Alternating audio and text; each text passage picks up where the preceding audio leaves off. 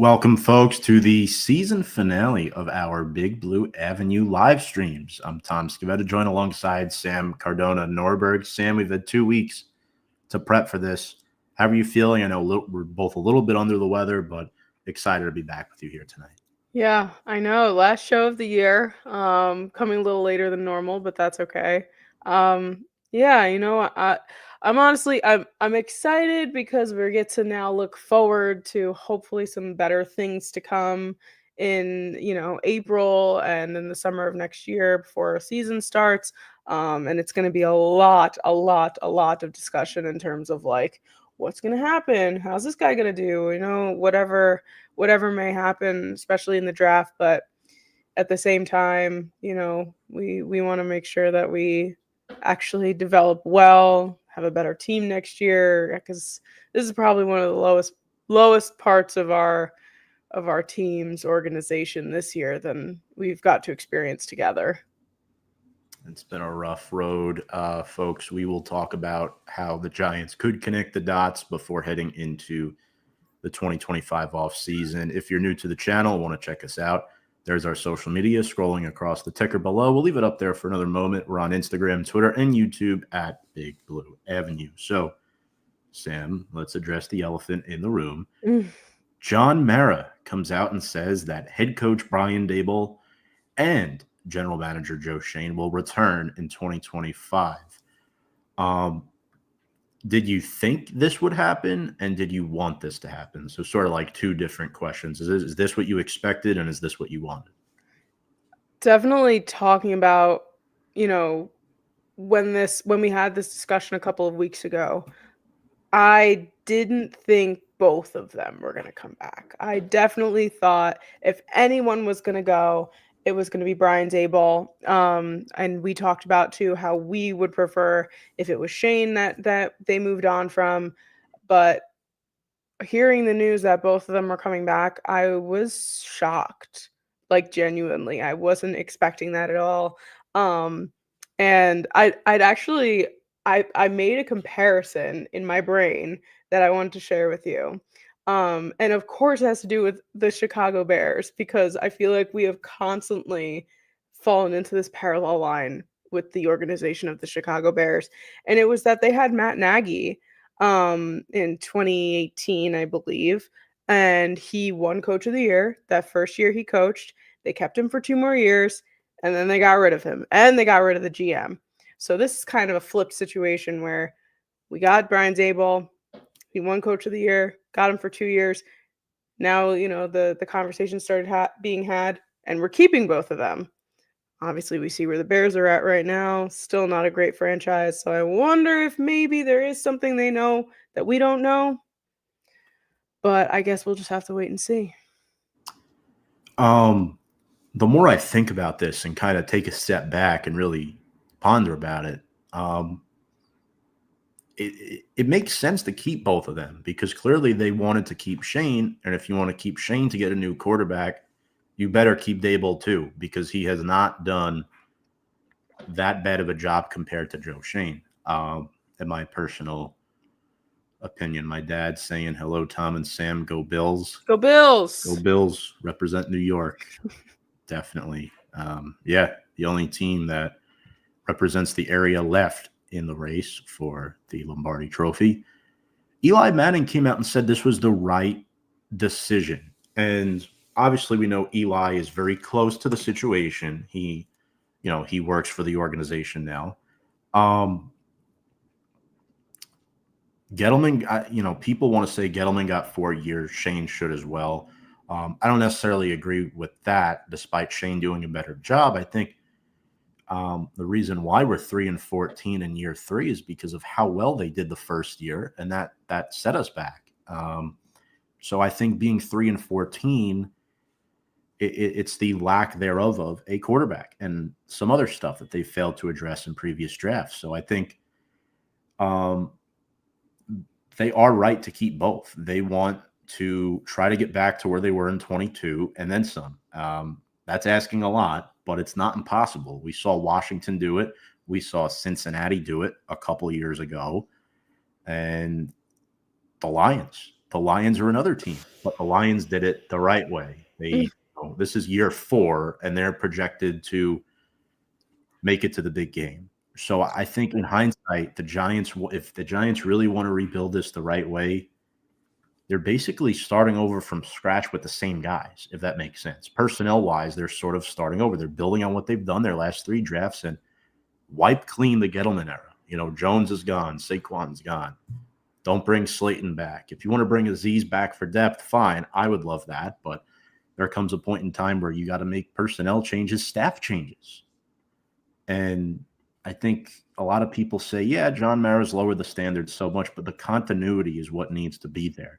If you start over again, you're basically rewinding 5 years. Shane and Daboll, they've built the foundation. Now, regardless of how Samurai think about the foundation, folks, there is a foundation. And clearly, majority of the locker room agrees. And remarkably, through 2 awful losing seasons, Brian Daboll never fully lost the locker room. That's why he still has a job. Shocking. Opinion. Do you agree with that, Sam? Do you think he ever fully lost the locker room each of the last 2 seasons? Last year, definitely not. This year, I think he held on to it by a thread. And we're talking like a very thin thread that didn't cut open. Yeah, I definitely would agree with you there just because of the fact that we saw so many post-game interviews with not only Malik Neighbors, but several guys, Jalen Hyatt and, so mostly offensive guys talking about how they were kind of giving off the vibe that they were not happy. And how I think you and I were discussing Jalen Hyatt being asked how he felt about Brian Daboll keeping his job. And he was like, yeah, good for him. And it's very obvious that not everyone there is a big fan of him. But, if he's your coach, then he's your coach at the end of the day, and you got to respect him and you got to follow along with what he thinks is the right plan. And there are very few people who actually can override anything a coach is saying. So I'm shocked that he didn't lose the locker room, because it does seem like he does have a bit, and he's got some anger issues. You can tell out on the sidelines, he gets all red in the face, but, at the end of the day, we're not there. We don't see it all. But I was pretty shocked that not everybody, even like all the team, turned against him. There must be something about him that he's doing that makes them want to stick by him. However, Mara did say Daboll should possibly consider giving up the play calling, because in 2022, he did not call plays, and the Giants went 9-7-1. So there is truth to that. Also, another note, the Giants are in good financial shape. They are $40 million under the cap for this year, $100 million in 2026. My concern, Sam, is that Joe Schoen goes on a spending spree, which I don't think he will, but there's a chance he might. And if they fire him after next year, the new GM could turn over and deal with all these bad contracts again. So we definitely want to avoid that. In Daboll's perspective, Giants wanted Coughlin gone after year 3. They went 8-8, but they made the playoffs. See, there was a difference there. They had good players all across the roster, and they made the playoffs twice in 2 of his first 3 years. Daboll's only made it once and has gone backwards. Coughlin went from 6-10 to 11-5, and then to 8-8, and then went to 10-6, and then they won the Super Bowl. And with Parcells, he went 10-6 in year 3, and he was on the hot seat. The thing that bothers me here is Daboll's 3-14, but if there's a silver lining, year 4 historically has been a good year for Giants head coaches, but I don't know if I could say the same here about Brian Daboll and the state of this team. I just don't know. Yeah. We're so behind. We're going to have to see. I think that it'll be very telling by the time April comes around, how this team will end up in the 2025 season, because otherwise we really don't have any idea, because we don't know who's on the team next year. Right. So, we could knock it out of the park in the draft. Like, who knows? We could do an absolutely incredible job, but we won't actually know that until it actually happens. Absolutely. Other news, Giants fired defensive backs coach Jerome Henderson and safeties coach Michael Trier on Wednesday. Both of those guys were hired during the Joe Judge era. Henderson was the longest tenured assistant coach. Had a lot of beef with Deontay Banks this year. There was lack of effort at times. I think going from Wink's scheme to Shane Bowen's scheme did not bode well for Henderson. And John Mara made this quote, Sam, in regards to the defense this year. I don't think our defense played very well this year at all. I'm tired of watching teams go up and down the field on us. And he's right. I mean, say what you want about John Mara. He cares. He might not be a great owner, but he cares. He wants to win. And I give him a lot of respect and credit for going out there in front of the media, answering all these questions, and basically admitting, like, we're all not doing a good enough job and changes have to be made. And fortunately, this is one of those tough changes. Yeah. I feel like we could go on and on about what we can do or what may happen. And just at the end of the day, there's nothing that we can do about the decisions that were made. But it was so obvious in all those interviews, or that interview that John Mara was doing just like on the field, and like he's angry and he wants to see change. And I think that that's kind of refreshing to see as an owner. There aren't that many owners who are out there complaining, basically. So maybe seeing the fire under John Mara and kind of visualizing our owners to be someone who wants to win seems a little promising in my eyes. 100%. What's up? It's Inspire. Travis Hunter at 3. Interesting. I like that. Him, Pickens, and Darnold. I doubt both go. However, I think if Pittsburgh wants to be a legit contender and not be stuck in mediocrity, they might want to trade for Sam Darnold. He's looked bad, but he had a good season. They won 14 games, and Minnesota probably doesn't bring him back, but Darnold in Pittsburgh might work. It's younger. Russ is old. I mean, it's definitely an option. I don't think he would be good with the Giants, though. That's just me. Shane Bowen reportedly staying on as defensive coordinator. Many players this year struggled a lot with the transition from press man coverage to zone coverage. And yeah, I think Bowen deserves the chance to fix up his staff. I think, me personally, I'm more surprised, Sam, that he was not poached to join Mike Vrabel's staff in New England. And that should be telling if Vrabel doesn't want Shane Bowen to go with him to New England, and that he's staying. Maybe Bowen just personally wants to stay with the Giants, and credit to Daboll, give him a chance to get his assistants in that he likes and the personnel that he likes. But you're a good coordinator if other coaches want you, and clearly Mike Vrabel does not want him. So I don't know.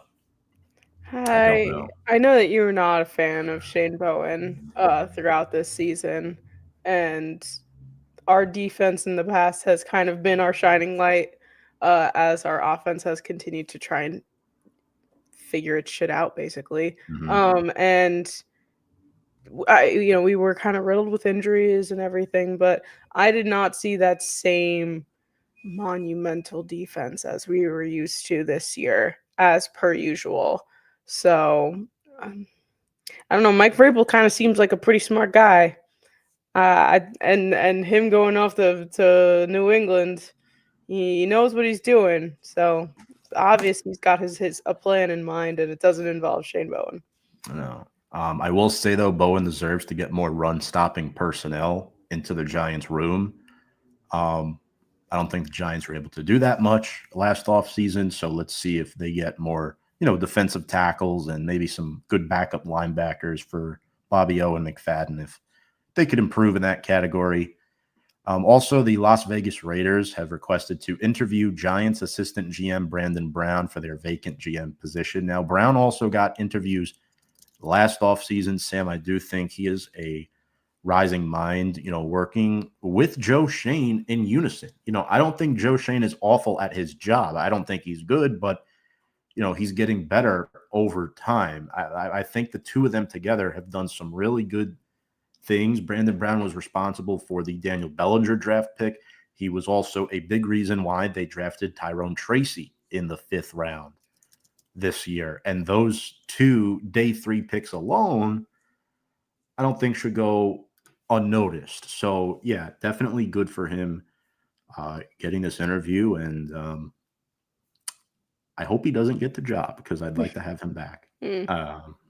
Selfishly, I think he's a good assistant GM for sure. I'd be interested to see what he does in the top seat, but that won't be happening with the Giants, I don't think, because, I think him and Shane like each other too much to part ways, but they're all part of the same room every year that, falls in love with a couple players and draft for need as well. So that is a downside about Brandon Brown. He is part of that room that likes to draft for need and not for best player available. But yeah, I don't know. I will say though that when we were watching Hard Knocks last year, I believe Brandon Brown was one of those people who was trying to vouch for keeping Saquon, and you could just hear his football knowledge as he was talking. He seems like he knows a good amount about what's going on within the league, outside the league, in college football. Like I trust him for sure, and I would agree that I hope that he sticks around, especially going to the Raiders. It's just you're gonna have to deal with Tom Brady all the time. You really want to have to deal with Tom Brady all the time? That guy's basically the GM. It's like, come on, you don't want to go there. You can stay here. Yeah, him and Chris Rossetti, I like a lot. I think those two are good additions to the front office. Hopefully, they can get more of a say. I hope Joe Schoen gets better too. I want Joe Schoen to be I want him to be a successful GM. I do. Yeah, He's gotten better, but the first year was rough. It was rough. Enough of that, Sam. Let's get into our season awards. We had a late add to this, and I'll let you handle this segment, Sam. Sure. Our MVP. Who did we choose as our MVP this season for Big Blue? I think that it's pretty notable here who our MVP of the Giants is. It's Dexter Lawrence, who led that defense like nobody's business up until he was injured. Even after he got injured, you could tell he was still trying to do his best to incorporate himself into that defense on the sidelines. 44 tackles, 9 sacks, 8 tackle for loss. He just was out here doing amazing in not even a full season. So, and he's a consistent guy on our team, always, forever. We love Dexter, and I hope he sticks around. I hope that he's one of these Giants for lifers, even through the struggles, because we cannot afford to lose someone like him. He's just such a leader, not even on the defense, just on the team in general, and is very obviously the most valuable player on this team.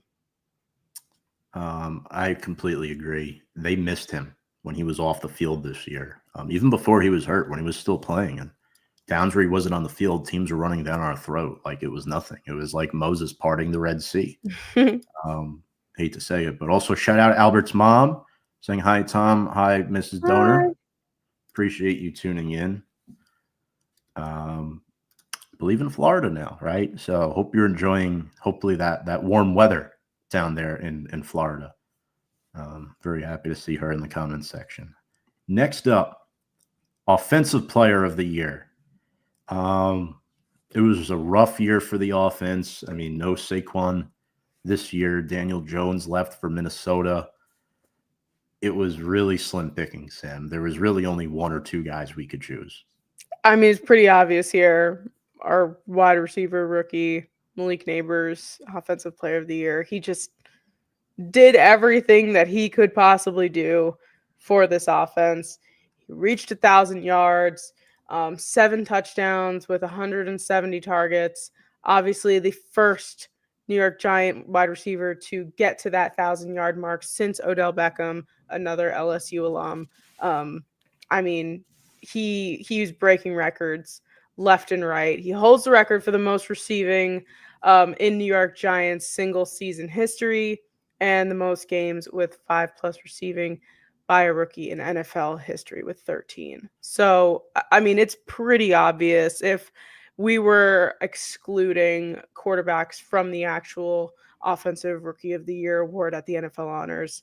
I think Malik Nabers would be huge contender, but there are some pretty impressive rookie quarterbacks out there right now who will most likely be taking that award from him. But again, did everything that he possibly could with what he was given on this offense. Played with 4 quarterbacks this year. 4 in his rookie year. Awful. Yeah. First Giant eclipse 1,000 yards in a long time, Sam. Long time. Slayton never did it. It's Odell, last one. I mean, you see shades of Odell in him, in his game. Sure. Similar size. Malik's a little taller, obviously. Also, the fact that he was able to consistently get 5+ receptions in 13 games this year, Giants quarterbacks knew they had to get him the football. And more often than not, they were able to do it, regardless of which one was out there, Sam. And I think Malik Nabers, his ability to make guys miss in open space, to make acrobatic catches. I'd like to see him improve and work on his blocking and his technique a little bit. I think he has potential to be really, really good. And shout out to wide receivers coach Mike Groh, one of the better position coaches on our roster. I think he's very underrated. You could argue, lack thereof development of Jalen Hyatt. I think there comes a point in time where you have to start looking at the players instead of the coaches. I think Malik Nabers has really answered that call, because why is Malik doing so well? Why was Slayton doing well? Why was Hyatt not? I mean, I think sometimes it depends on the player, and Malik Nabers really impressed, but that comes to no surprise. We all knew he was going to be really, really good, and hopefully they win some more games from next year. Defensively, another newcomer, Sam, our defensive player of the year. This was a guy who stuck out on the field, played in every single game this season, the only defensive starter to do that. Yep. We had Edge Brian Burns out here doing what he needed to do. Spider-Man in New York, swinging from the buildings. He had a career high tackles for loss with 71, 8.5 sacks, 2 forced fumbles. I mean, this guy we were stoked to get him, and I just don't think that we really realized how important he was going to be to our defense when he got on here. I knew we were excited when he came in, but they've been talking about getting Brian Burns for a while. And again, Hard Knocks, we saw Joe Shane trying to bargain for him out there in Carolina for quite a bit of time, and it worked. He was able to get him, and that's one of the benefits of Joe Shane. One of the good things about Joe Shane is obviously he did what he could to get someone like Brian Burns on our team, and it made such a huge deal. He played, like you said, every game this year, and that's in and of itself such an important thing for our team is consistency. I hope that he is not he's not disheveled or anything or pushed away by how this season turned out, and that he sticks around for us in the coming years, because I think that he's definitely going to be needed. Certainly. He's on contract for another 4 years. I think without having Kayvon Thibodeau for a while this year, I thought he stepped up. Azeez Ojulari missed a bunch of games. Shocker.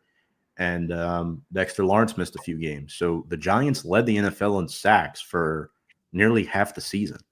And I think a lot of that should be credited to Brian Burns, taking advantage of mismatches. And Joe Shane did an excellent job leveraging in this trade. Originally, Carolina wanted, I think it was at least 1-1, if not 2. Trying to remember on Hard Knocks what they wanted, but Joe Shane got it down to 2 2s. and a 5. So I'm sorry, 1-2 and a 5, not 2-2. So that's impressive work by Joe Shane. I know Dan Morgan's his buddy, but he might have gave him a friend discount there on that one. But Joe Shane knows. He knows how to take advantage, and he made it work. He's been a good trader, I should say, since he's been the general manager.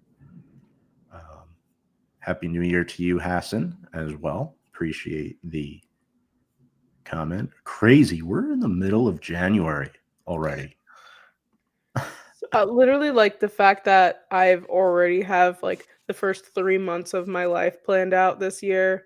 It is like it's already April to me. Like I can't even wrap my head around it. And I'm telling you, Tom, I know you're in the midst of planning a wedding. Like that, it's going to fly by. You're gonna be like, I have so much time. You don't. It's literally all of a sudden you're gonna be the night before your wedding. You're gonna be like, how did I even get here? It's been 3 months already, and another, oh gosh, how many months to go? Hey, how many months to go? I think we have 20 months to go, but still, it's I'm going to come telling up you, quick. I thought I had a lot of time, and then all of a sudden, I was like, oh, I'm. It's already been for me 7 months since I got married. It feels like a blur, right? Woo! Like John Cena. Yeah. Shout out John Cena. Farewell, Doug. John. These are the conversations you love to have, especially when your team is going through a bad time. Just going off the cusp and trying to take your mind off the awfulness that the Giants have produced. We're trying to find the light in this it. year. Yeah. So as a rookie talking to the polished veteran here in Sam, as far as wedding advice goes, speaking of rookies, who is our rookie of the year? And I'll be honest, there are a lot of good rookies this year. I would argue the same, yes. However, it is a name that we have already said as our offensive player of the year. Malik Neighbors is our rookie of the year just because of the numbers that he was able to put up. I mean, honorable mentions here. Tyron Tracy is like these guys just were out here doing great. Tyler Nubin, they were phenomenal, and I was very, very impressed with how all these guys played.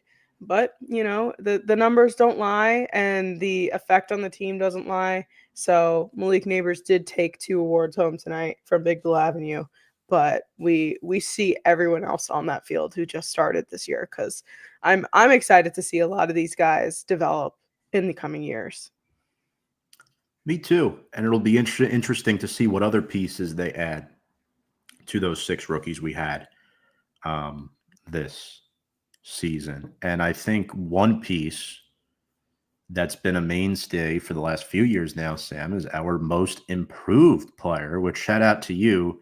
You had the idea to add this guy in the mix, and I think it's well-deserved. It's definitely honorable to point out a guy who, through losing, through bad times, through adversity, continues to go into work day in and day out, put 110% into his body of work, and it really showed on the football field for this next guy.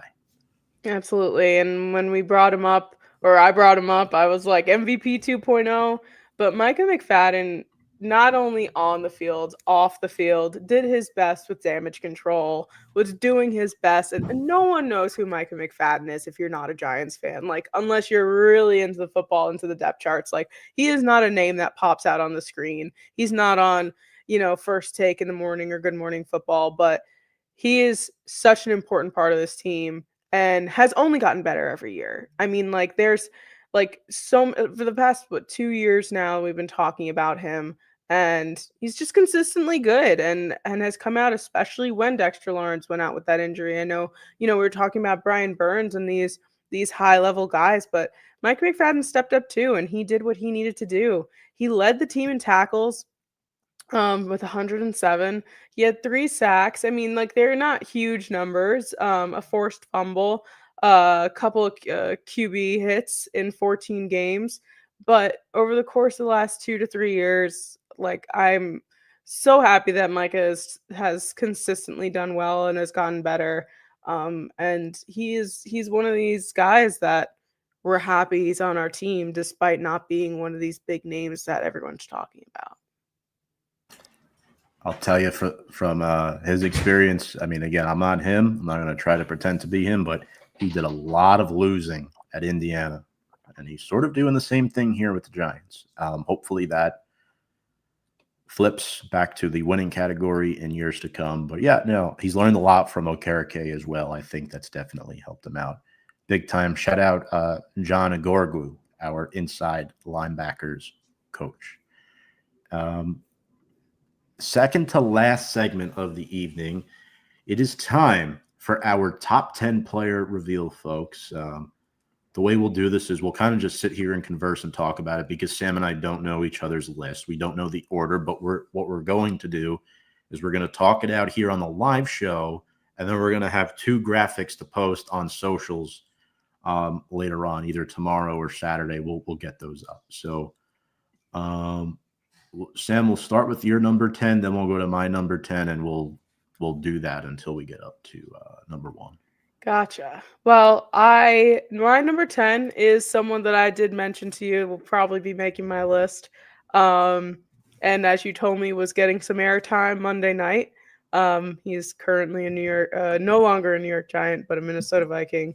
I'm putting Daniel Jones on my list because that guy, it wasn't even just this year. He had just gone through it for so long since we drafted him, and even exited the team with class, asked for that release, and did it in the best way possible.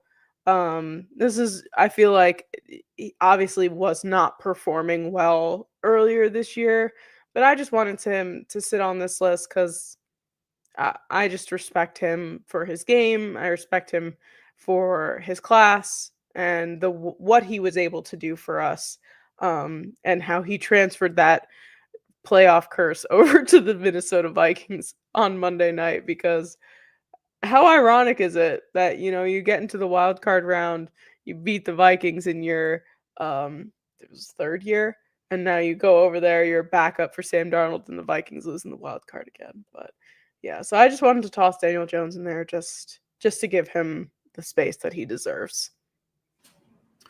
Some people online even wanted him to get into the game Monday night with how bad Sam was playing. But to be real, it was the Vikings' offensive line that was the problem. It's everything that went wrong for Daniel Jones in 2023.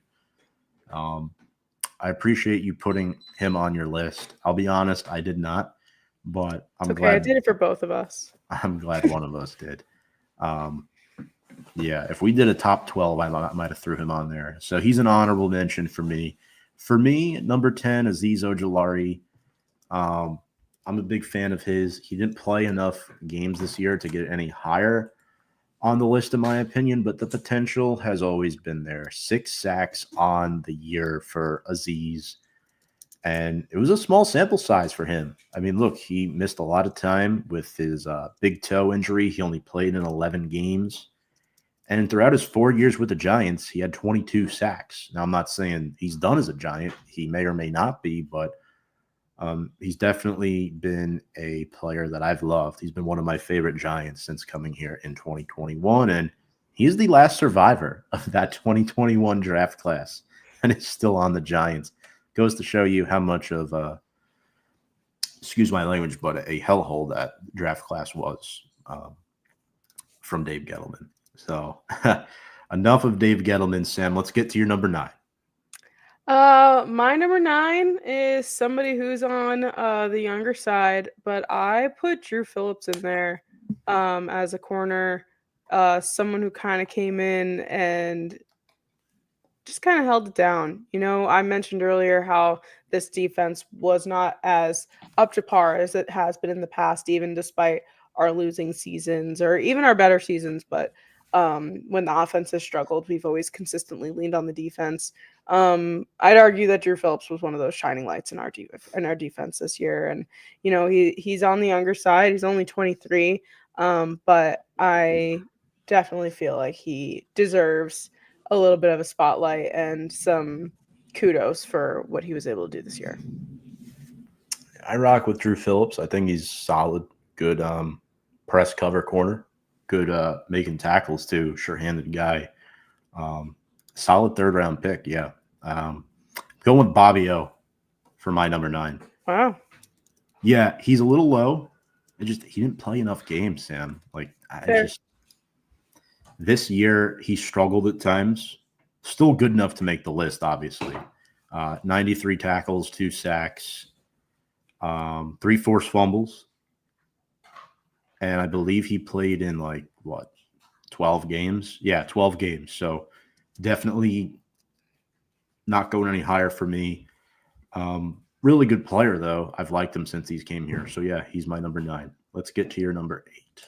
So, ironically enough, my number 8 is Bobby Okereke for many of the same reasons. I had him one spot above. But, yeah, Bobby O, you made a good point that he definitely did not play as many games, but we know what he's capable of doing. And I think that's why he still makes both of our lists despite being on the bottom half of the top 10. I love Bobby O. I think he's great. I'm happy that he's consistently been on our team as well. I feel like he's kind of number 2 to Dexter Lawrence, and just a nice guy in general. But yeah, I definitely, for a second I was like, wow, Tom has him low, and then I looked at my list and I was like, oh, I have him pretty low too. But yeah, for the same reasons, not enough statistics to get him higher on the list. All right, so my number 8, staying with the defense. We've gone all defense thus far, I believe, except you went Daniel Jones. Yeah. I got Thibodeau at number 8. Again, injury-riddled season for this team. He didn't play enough games to get any higher, but I think what he did the last couple weeks of the season, it speaks volumes to the type of leader that he is to finish the season with 5.5 sacks when going into the last couple weeks of the season, he only had 3. So, yeah, it's interesting to note, and he should be acknowledged for it. Whether he's on a top 10 or not, I think he's a leader on this football team. He played in 12 games this year, and, he was quiet at times, but I think he was part of that pass rush that got to the quarterback. It kept the Giants in games early, and entering a contract year. This is a big year upcoming for Kayvon Thibodeau, because they're not going to exercise the 5th-year option on Evan Neal. I'd imagine they're doing it to Kayvon Thibodeau, though, to try to keep him on a cost-controlled deal for not just next year, but the following year as well. And then if he proves it the next 2 years, then you extend them. But, yeah, I think Thibodeau has been a good part of this team since coming here. So, yeah, he's my number 8. Number 7. Lucky number 7.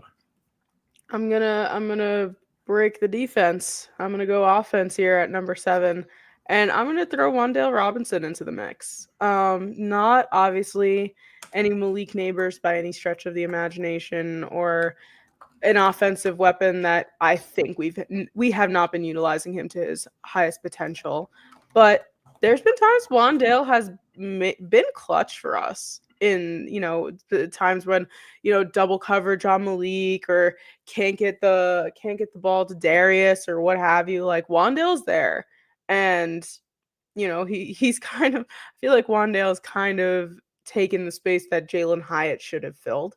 And Jalen Hyatt is not someone who has done anything for us, for that matter. But Wan'Dale, again, nothing monumental this year, but consistent.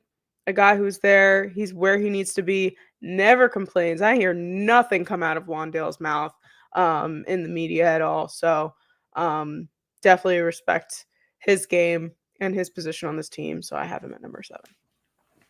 I like the pick. The only time he ever got into a little trouble, but satirical trouble, was post Seattle, where he had the watch your trap video going on, and then Brian Daboll's like, don't post that shit. Oh, yeah. Well, he was having fun, though. They were celebrating, so I give him a pass. All right. Absolutely. Number 7 for me, I'm going Casey Kreider, the long snapper. Big long snapper guy. He's played in every game since being a Giant. He has never missed a game due to injury. Again, he plays a position that doesn't require too much contact, but he's been doing a great job since he's been here. He was a captain this season. And the Giants had a relatively efficient snapping game. It's because of him. And sometimes long snapping gets underrated. Look at 2002, the year we don't talk about as Giants fans. They lost the playoff game out in San Francisco because they didn't have a good long snapper. And, it's a position we don't have to worry about for quite some time, although he is 34 years old now. So he may only have another 3 to 4 years left. But he's my number 7. I've always liked him. Good player, doesn't complain, blue-collar guy, former Pro Bowler too. So shout out Casey Kreider. For fun fact, there's a Cardona in the league. Joe Cardona, he's a long snapper for the Patriots. He is, yep. He is. No relation, I assume. No, not that I'm aware of, but he was in the Navy. And we're a military family over here. So yes. We, despite being a Patriot, I ignore that fact, and we always support Joe Cardona. He's been in the league for a few years now. Quite a bit, yeah. Honestly, yeah, probably like 7 years at this point, close to. Because I remember him getting drafted back. I would think I was in college. So you're like, wow, who is this guy? Yeah, and I was like, Dad, is that our cousin? And he was like, No. I was like, okay. Number 6. All right. Yes, number 6, yeah. My number 6 is Tyler Nubin. And kind of for similar reasons that I have Drew Phillips on my list here. Tyler Nubin is again, safety for this team, rookie. Argue that he's one of the better rookies of the year out of our very talented class here. But they were just I feel like Tyler Nubin kind of stepped up, because we lost Deontay Banks. Like I'm saying, he wasn't even on the team. He basically fell off the face of the earth. And Tyler Nubin stepped up. And these guys, it's their rookie year, and the NFL stands for not for long. So when he sees that opening to be a more monumental player than somebody who's maybe in their sophomore year, he's gonna take that shot. And he stood out to me. And again, nothing crazy, nothing monumental, but there was a few plays this past year that I was like, wow, look at Tyler go. He's doing great. So I put him in the top of the bottom half of my list. I love Tyler Nubin. I think he exemplifies what a New York Giant is.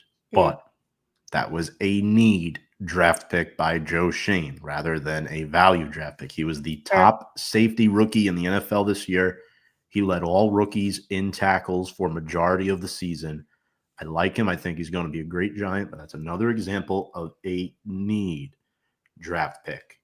But yeah, one hell of a player. I like him a lot. Possibly future captain in a couple of years. We'll see. We will see. My number 6, I've got Micah McFadden. Look, led the Giants in tackles, missed a couple games late, but he's a mainstay. Legit starter in this league, former 5th-round pick. Those 3 sacks, he has the ability to rush the quarterback. I just think all in all, he's a good sideline-to-sideline scraper. And, I just overall think that he knows what he's doing out there. High IQ guy. He's learned from the best. And, one of our most consistent players this season. So he falls just right outside of my top 5 at number 6. And if you asked me before the season, is Micah McFadden going to be your 6th best overall player in 2024? No way. I maybe 9 or 10 at best, but not number 6. And there he is at number 6. Although I don't know if that's a good thing. It might speak more on how bad the Giants were this season that he's up there at number 6. But he's played well. You're gonna have stuff to say when I mention Mike McFadden's name. Oh yeah. Oh God. We're not there yet though. Number 5. So we're on the top 5 now. Yep. My number 5, I got Brian Burns. We talked about him earlier in the show for very obvious reasons. Someone who's played every snap, someone who came into this team, coming from Carolina. Obviously it's a rough team to kind of jump into, but has done what he's needed to do as a defensive guy, and has a career high in tackles here, which is pretty great. It's someone that I'm happy that we have on our team and on our defense, because like I said, with the defensive the injuries and stuff, stepped up to the plate, and I feel like he's developed into a really good leader for the Giants. Yeah, I have Burns on my list too. I think he's a great pick. But for me at number 5, I took the rookie running back out of Purdue, Tyrone Tracy Jr. Look, it is very difficult to be the successor of Saquon Barkley. Yeah. But Tracy has evolved his game so well. He was a wide receiver most of his time in college. He was a bit of an older rookie, which is part of the reason why I think he was able to jump in and play so well. He's now 25 years old, which is a bit old for, an up-and-coming second-year guy. 839 rushing yards, 5 scores on the season. He took over for Devin Singletary rather quickly this year. I know Motor got hurt, and then he just never saw the start again.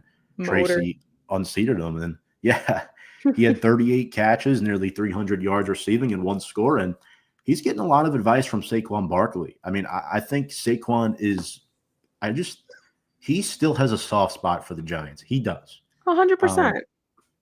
I truly think he wanted to stay, but he saw the direction the franchise was headed in, and he's like, I want to win, and I want to play for a local team that needs a running back, and the Philadelphia Eagles checked off all of those boxes for him.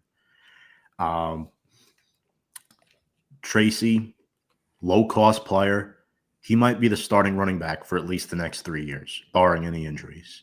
I think he's that good of a player. And Sam, did you see him handle a lot of these questions after losses this year? The guy would just be so optimistic about his future, about the team. I mean, yeah, he was bummed out that they lost and he wasn't happy about it, but just the way he carried himself as a rookie is very, very impressive. For me too, it's not just what you do on the field, it's off the field. And we think very highly of guys like Micah McFadden who do that, Brian Burns, but Tracy's up there too. I think he deserves to be recognized in this list. 100%. I have Tracy on my list as well. At number 4, and it's only because of the injury and the lack thereof statistics and not being able to play in games, but I do have Dexter Lawrence at 4. And like I said, it's not his fault. I think he probably would have been number 1 or number 2 if he played more games and he didn't get injured. But he's obviously a consistent guy on our team and a consistent leader. We've said nothing but good things about him in this past hour of the show so far. So yeah, he's Dexter Lawrence. He's sexy Dexy. He'll always be in the top 5 of our top 10 players for the Giants. Absolutely, as he should. I have him on my list too, but not yet at number 4. This might come as a surprise to you, Sam. I've got Andrew Thomas. Wow. Yeah, I do. The offensive line fell apart when he got hurt. Not just the offensive line, the entire offense fell apart when this guy went down this year. He only played in 6 games, which is a massive issue, but I think his value, he might not be the best overall player on the team, but he's the most important player to that offense. He's more important to the team's success than any other player on that offense, and that includes Malik Nabers. You can get by with lackluster receiving play in the NFL. You cannot get by with lackluster offensive line play. You saw Runyon's play decline. You saw Schmitz's play decline. Evan Neal came in and looked okay this year. I think Carm Brasillo deserves a lot of credit. I wanted at least one offensive lineman on this list. And he's the guy it's like lack thereof. Obviously, the lack of Andrew Thomas shows how important he is. And I agree with you. He unfortunately did not make my list, but I 100% agree with you. All right, and we get into the top 3, Sam. All right, we're going to start repeating some names here. Yay. Top 3. Number 3, I have Tyrone Tracy. I feel like Tyron made such an impact, not only on the offense, but like you were saying, he's so optimistic. He made such an impression on this team, especially because we weren't even expecting to see someone like him this year. We put most of our eggs in Devin Singletary's basket. And Devin Singletary did. He did what he had to do in the beginning of this season. But as he slowly declined, Tyron Tracy said, hey, I can do this. And he stepped up and he did what he had to do. And you're 100% right about filling the shoes of Saquon Barkley is not an easy feat.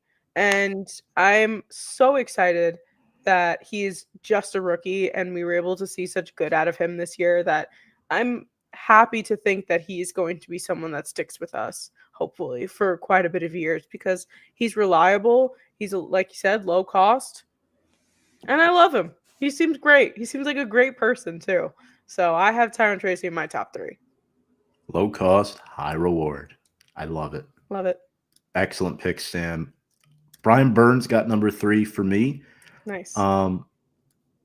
Defensive player of the year for the Giants. I wanted to have him in this top 3. I think he was outstanding as a run defender as well, on top of rushing the passer. So I think his multi-dimensional skill set really was a factor on this team, especially with the absence of Dexter Lawrence and Kayvon Thibodeau. And when those two guys went down, there was still a leader in the locker room for younger guys like Elijah Chapman and Jordan Riley to look up to. And Brian Burns was that guy. The 8.5 sacks, maybe it wouldn't have been as many as he thought his first year, but again, numbers are numbers. At the end of the day, what do you put on tape? What do you put on film? Brian Burns put out a lot of good film this year, and I think Giants fans should be very happy about his acquisition.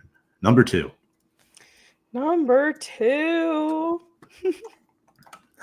I have Micah McFadden. And I think that it's just over the course of this season, the more that we talked about him, the more he grew on me. And how much I appreciated him and how I pushed for him to be in our season's awards this year and be a most improved player, because on and off the field, Micah McFadden is I am arguing Micah McFadden is part of the glue that's attempting to keep this team a team. And, whether they throw him in front of the media to spew some good stuff about the front office and his coaches, he does it. He's got to step up. Dexter Lawrence goes down. He does it. I just there's something about Micah McFadden that he's grown on me over the course of this season, over the course of the last 2 to 3 years. So I said, you know what? Screw it. He's going to be my number 2. Wow, that was definitely a bomb drop, but I don't disagree with it. I mean, I think there's a case for him to be up there. And just a fun fact so everybody knows, Sam does not follow Micah McFadden on Instagram. I must change that immediately. He only has 8 posts. He's like Daniel Jones, but that's okay. That is okay. Yeah, so good old number 41, Micah McFadden. Old school type of player with the physical mentality, I think. Yeah, I'll be honest, Sam, I'm a little surprised at number 2, but I don't dislike it at all. I had to throw a little bit of the spice in there. You know me. I think, too, it's what he does off the field that goes underlooked. And Bobby Okereke was missing for a few games this year. Who was the number 1 linebacker? Micah McFadden. So, yeah. Number 2, I have – right, yeah, we're up to me. I have Malik Neighbors at number 2. He is a rookie. Did I hold that against him from being number 1? No. I would have put him at number 1, but when Dexter Lawrence was off the field this year, the run defense was awful. So Malik Neighbors checks in for me at number 2. Records set this season, most receptions by a rookie in NFL history until that was broken by Brock Bowers just a couple hours later. Most receptions for a receiver in a single season in Giants history. We mentioned before, first guy to hit 1,000 yards since Odell. He had 7 touchdowns, 109 catches, over 1,200 yards. Consistency. He had 50 or more receiving yards in his last 10 games of the season. And despite his drought of not scoring a touchdown for about 2 months since the Browns game, he made up for it late in the season. He got some touchdowns late. He probably would have had more if the QB play was a little bit better. I'm really excited to see what he can do with a legit quarterback. Hopefully the Giants get that legit quarterback next season. Expect a bridge, hope for a franchise. That is what I plead to Giants fans. Malik Neighbors, in my opinion, is the most athletically gifted player on this team. But he checks in for me at number 2. And there you go. He's my number 1. All for the same reasons. I mean, I think that this Giants team would have been significantly worse without Malik Neighbors on this team. And that's why he's my number 1. He was the most game-changing guy for our offense for the most part. Like we mentioned earlier, filtered through 4 quarterbacks in his first year in the league. No rookie wide receiver of his caliber should have to do that. They should have a consistent guy, and yet still with Drew Lock, with Tim Boyle, with Tommy DeVito, with Daniel Jones, he still reached that 1,000-yard mark. He still did what he had to do. Did he keep his mouth shut? No.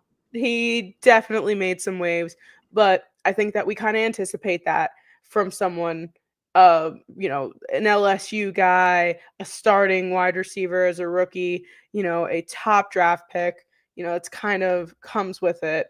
And we're familiar with it, obviously, from Odell. But that guy did everything that he needed to do as a rookie wide receiver. So for me, he's my number 1. And I'm going to assume I know who your number 1 is.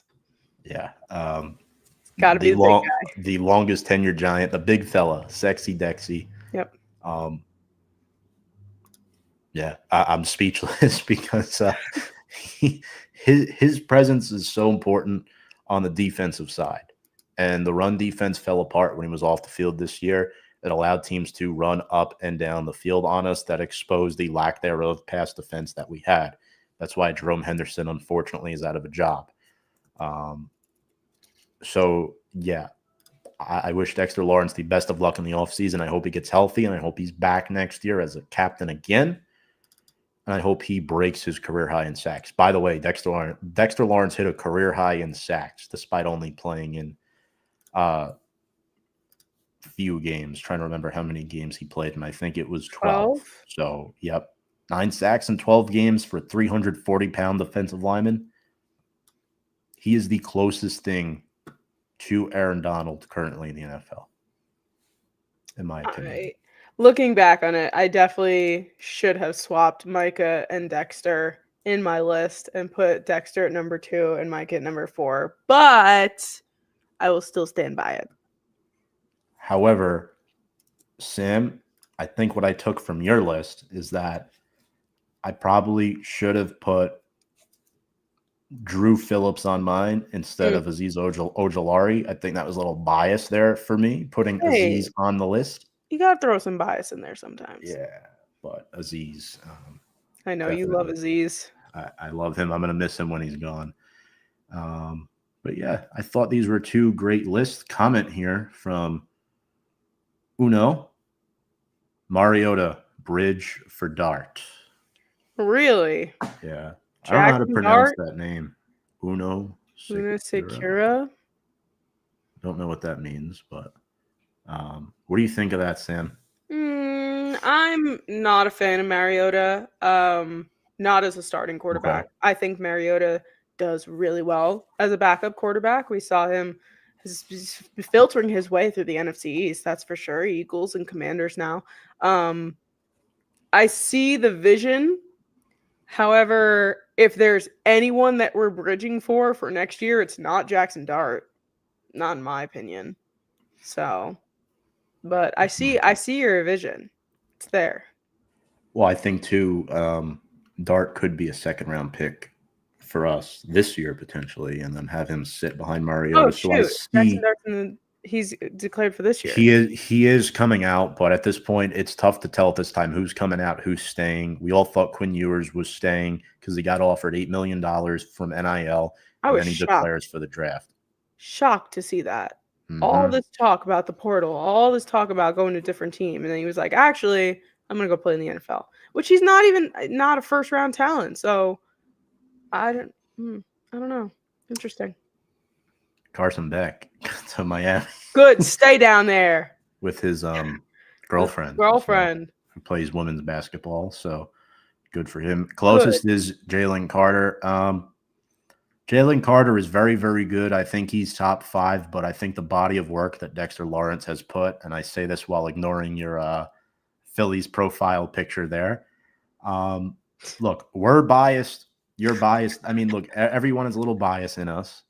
But I think the body of work Dexter Lawrence has put out, the all-pro recognitions that he's received, and 9 sacks for a 340-pound lineman in 12 games, and he's constantly getting pressures. Guys have to game plan around Dexter Lawrence every single time. But I do agree. I will say I think Jalen Carter is top 5 at his position at this time. This is what I just laughed at. What was that? This is what I just laughed at. Tanner McKee. Tanner for 3 for our number 3 pick. We can't laugh at this too much because he just sliced us up in week 18. So. Fair enough, but the number 3 pick, the latter part of this statement, yeah. My name means eventually one must heal. Interesting. Oh, love that. Thank you for that, Uno. Appreciate you, buddy. All right, Sam. Finally, our off-season predictions. Any that stick out to mind? I mean, it could literally be anything. It could be, Tyrone Tracy stubs his toe in Miami at a boat party. Because his toe gets stuck in a floaty in Cancun. Yeah. Is this predictions that we think will actually happen or things that we maybe actually happen? Well, okay. Well, first things first, I do think that even if we're drafting a quarterback in the draft, I do think that we do get some sort of free agent quarterback. And I would be shocked if it was Drew Lock, because I know Drew Lock is technically a free agent. I don't know why they would bring him back. And I don't know if maybe it's just a loyalty thing if they do, but there's so many better free agents than Drew Lock available to have as some sort of backup. And if I'm not mistaken, I believe Tommy DeVito is also a free agent. Exclusive rights. So basically, since he was an undrafted free agent, we just have to tender him and he's back, which Joe Shane said in his postseason presser that Tommy's the only quarterback we have on the roster. So that tells me they're going to bring DeVito back. That makes sense. So even if we do end up with either Shadur or Cam or whatever in the draft, I do think that there will be some sort of free agent quarterback on our roster that is a new face that's not Drew Lock. It's one of mine. Who are you interested in for that role? Are there any guys that I know you're big on 2? One younger guy, one older guy, if I remember correctly. Yes. So one younger guy who I think would make a lot of sense is Justin Fields. And Justin Fields and the reason why I say makes a lot of sense is because he's someone who is not the typical quarterback that we would reach for. And I think that obviously Joe Shane and Brian Daboll have been here now for 3 years, have realized hopefully at this point what works and what doesn't. And I think that we're going to be going in a bit of a different direction this year, trying to figure out something that might actually work for this team. And I'd love a mobile quarterback. I'd argue that Daniel Jones was a semi-mobile quarterback for us. Very mobile, yeah. He would trip after 80 yards, but we loved him for it. But Justin Fields proved that he could still be a starter out in Pittsburgh. Obviously, Russ came in, took over the show, but I don't think Justin Fields is done or just a backup quarterback in any stretch of the imagination. The older guy is a bit out of reach, and I've been told is a bit expensive, and I don't even think that he will be available. But how fun would it be to have Kirk Cousins as a New York Giant? I think it would be a lot of fun. However, I do think that the Falcons are, if no one trades for Kirk Cousins, they're gonna bring him back. So, yeah, I think that one's a little bit more hopeful. But I got really excited for like a hot second when they started Michael Penix. I was like, bring Kirk to New York. We'll take care of him. And I know that you like Kirk Cousins, Tom. I know you do. I do, but I don't think he's what we need personally. Jackson Dart almost 500 yards rushing this season with Ole Miss. Totally. For me, I think we're going to get a quarterback in free agency who will be the 2024 starter. Giants fans will argue until they're blue in the face as far as who it is. Look, I thought Daniel Jones was very mobile. But, I mean, the issue with Daniel Jones was his injuries. He could never stay on the football field, and that made him a little less mobile towards the end. And it's unfortunate that it didn't work out. It's definitely unfortunate. Zach Wilson. I just saw that. I pulled up a name of NFL free agents, and I saw his right at the top, right under Sam Darnold. And I said, that's a New York Giants move. Is that a move that I want? No. I don't think Sam Darnold or Zach Wilson should ever return to MetLife Stadium. Probably not. For the good of their lives. Yeah. I think they should stay far, far, far away.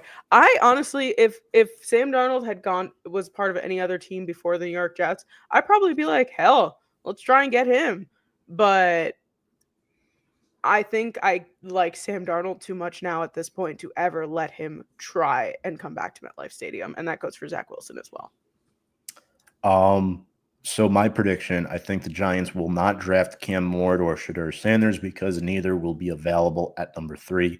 I think the Titans are going to take Cam Ward, and I think Shedeur will be the number 2 pick. I don't necessarily think it'll be the Browns picking at number 2. It might be the Las Vegas Raiders trading up to make a move because I don't think Shedeur wants to be in Cleveland. And I think the Giants are going to get screwed. The Raiders would be more inclined to trade up from 4 spots than the Giants would be to move 1 spot, in my personal opinion, for Shedeur Sanders. And last year it came out that if Shedeur went to the draft, the Giants were interested, but at a round 2 to 3 grade on him. And I don't really think Shedeur is a first-round QB prospect. I think Cam Ward is the only one that's a first-round QB prospect. And I don't even think he's worth the number 1 overall pick, but he's going to. Why? Because he's a quarterback, and that's the most important position on the football team. Mm-hmm. He's really the only one that I would be head over heels over in this draft. I wouldn't hate Jackson Dart. I think he's good. I think he's solid. I think he has a lot of potential. But all in all, I think the Giants will either draft best player available at number 3 or trade back. And I think, Sam, this franchise is going in a different direction. I think Mike Kafka is going to leave for another offensive coordinator job. All right. And I think Slayton and Aziz are going to be gone with new teams. I think Darius for sure is going to be gone. I don't mean that in any disrespect to him. I just think that his time here is done. Which is sad. We're like the veterans of this team are slowly the quote unquote veterans, you know. It's like we lost Shep last year and I thought he was going to retire. Then he was like, actually, I'm going to go play in Tampa. Bye. It's like, okay. And, you know, even Daniel Jones at this point, Saquon, like they're all gone. And, you know, and that's kind of where I got this idea that maybe it's time for this like brand new fresh start, that maybe we do need to go in a different direction than we've gone in the past, because obviously the past how many years, apart from that one playoff win for us, like nothing to show for it for the most part. So, but I definitely would agree with you that I know you like Aziz, but he's probably not going to stick around much longer either. No. Yeah, I get so mad when I have to deal with the fact that Evan Neal and Josh Azudu will still be on this roster next season. But what could you do? You can't get everything you want.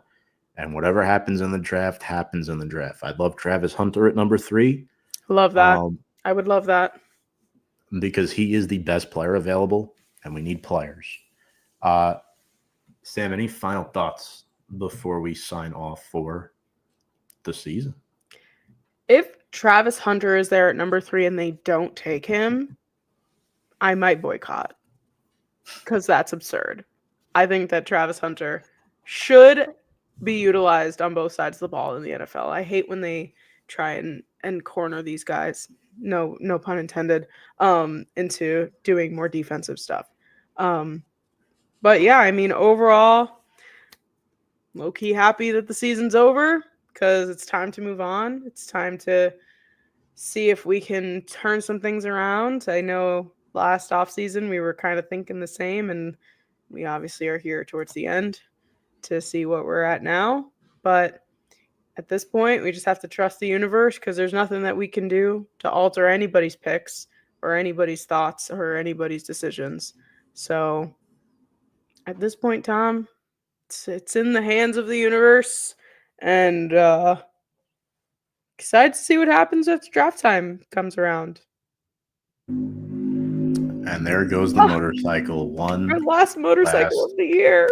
Time. Folks, don't worry. We won't be going anywhere. I'll still be doing pre-recorded YouTube videos. Sam will be helping out with the shorts as well as things happen. Any major news, free agency's coming up in 2 months. That should be fun. The draft in 3.5. So there's a lot to dissect and talk about. And Sam, I appreciate you and all of your hard work this season as well. It's been great as always. And I know we'll still be doing stuff behind the scenes, but these are always a lot of fun. And I think both of us deserve a pat on the back. This is a very difficult season to get through 18 weeks of constantly coming on here and doing this and talking about this team and trying to make light, trying to entertain the fan base and the audience. And it's not easy to do. It's not.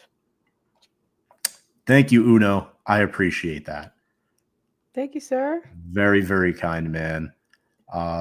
Folks, for the final time this season, on behalf of Sam Cardona Norberg, I'm Tom Scavetta. We wish you all a good night. We will see you on YouTube. And without further ado, for one last time, let's go Big Blue.